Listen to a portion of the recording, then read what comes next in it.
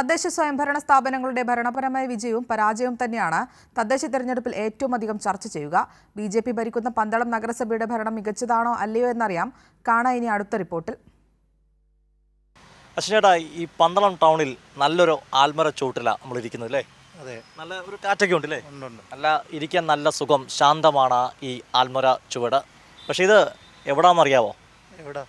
അത് കാണിച്ചു തരാം. അശ്വിനേട്ടാ, നമ്മളിരുന്ന ഈ ശാന്തമായ സ്ഥലമുണ്ടല്ലോ, അത്ര ശാന്തത വേണ്ടടവല്ല. കാരണം ബസ്സിൻ്റെയൊക്കെ ഹോണോടി കേൾക്കേണ്ട, ശബ്ദമുണ്ടാകേണ്ട സ്ഥലമാണ്. അതായത് പന്തളം നഗരസഭയുടെ ബസ് ടെർമിനലാണ്.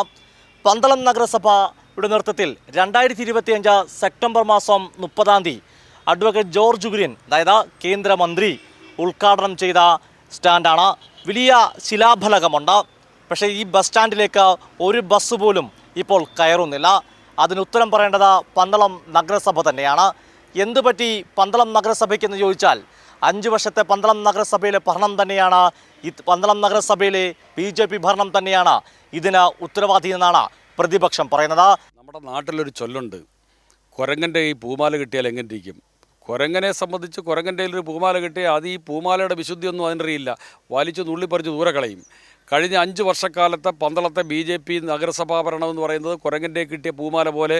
അവർ ആദ്യത്തെ 2 വർഷക്കാലം ഒരു പദ്ധതി പാസ്സാക്കി ജില്ലാ പ്ലാനിംഗ് കമ്മിറ്റിയുടെ അംഗീകാരം വാങ്ങിക്കാൻ കഴിഞ്ഞില്ല. ഇവിടെ ഒരു പ്രൈവറ്റ് സ്റ്റാൻഡ് ഉണ്ടാക്കി മുൻവശത്ത് ശ്രീ അയ്യപ്പ എന്നൊരു കമാനവും അകത്ത് കുറച്ച് കോൺക്രീറ്റും മാത്രം ചെയ്തുകൊണ്ട് 31 ലക്ഷം രൂപയുടെ ബില്ല് എഴുതിയെടുക്കുക ചെയ്യുന്നത്. അതും വലിയ അഴിമതിയായിരുന്നു. പന്തളം നഗരസഭ കൊട്ടിഘോഷിച്ച മറ്റൊരു പദ്ധതിയായിരുന്നു തോടിൻ്റെ ശുചീകരണം.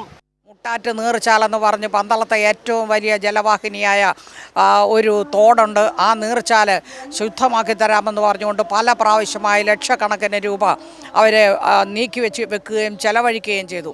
സാധാരണക്കാരുടെ കരമടച്ച ഫണ്ടിൽ നിന്ന്, അതായത് തനത് ഫണ്ടിൽ നിന്ന്, മുനിസിപ്പാലിറ്റിയുടെ ഓൺ ഫണ്ടിൽ നിന്നാണ് ആ പണമെല്ലാം എടുത്ത് ചെലവഴിച്ചത്.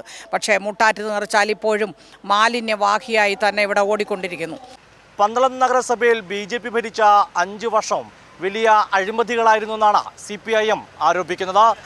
എന്നാൽ ഇതിനെതിരെ കാര്യമായ തരത്തിൽ പ്രതിരോധിക്കാനോ പ്രതിഷേധിക്കാനോ കോൺഗ്രസ് മെനക്കിട്ടില്ലെന്നും CPIM ആരോപിക്കുന്നു.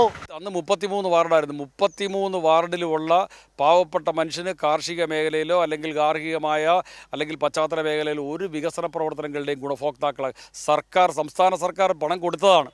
ആ കൊടുത്തതൊന്ന് ഉപയോഗിച്ചെടുക്കാൻ കഴിയാത്ത, പദ്ധതി പാസ്സാക്കി അതൊന്ന് വാങ്ങിക്കൊടുക്കാൻ കഴിയാത്ത ആളുകളാണ് ഇവിടെ ഭരിച്ചത്. അതിനെ എല്ലാ തരത്തിലും കൈയടിച്ച് പ്രോത്സാഹിപ്പിച്ചവരാണ് ഇവിടുത്തെ UDF. എതിർത്ത് പോരാട്ടം നടത്തിയത്, ഈ നിരന്തരമായ സമരങ്ങൾ നടത്തിയ LDF ആണ്. ഈ തെരഞ്ഞെടുപ്പിൽ പന്തളത്തെ ജനങ്ങൾ അവരുടെ ദുരനുഭവം അവർ ഓർമ്മയിൽ വെച്ചുകൊണ്ട് തന്നെ BJPയെയും ആ BJPയുടെ ദുർഭരണത്തെ പിന്തുണച്ച കോൺഗ്രസിനെയും അവരൊരു മൂലക്കിരുത്തും. ഇടതുപക്ഷ ജനാധിപത്യ മുന്നണിക്ക് വമ്പിച്ച വിജയം സമ്മാനിക്കുന്ന കാര്യത്തിൽ ഞങ്ങൾക്കൊരു സംശയമില്ല. അത്തരമൊരു വാർത്തകളാണ് ഈ നഗരസഭയുടെ വിവിധ മേഖലകളിൽ. BJPക്ക് പന്തളത്തെ ജനത ഒരവസരം കൊടുത്തപ്പോൾ കാട്ടിക്കുട്ടിയത് ഇതൊക്കെയാണ്.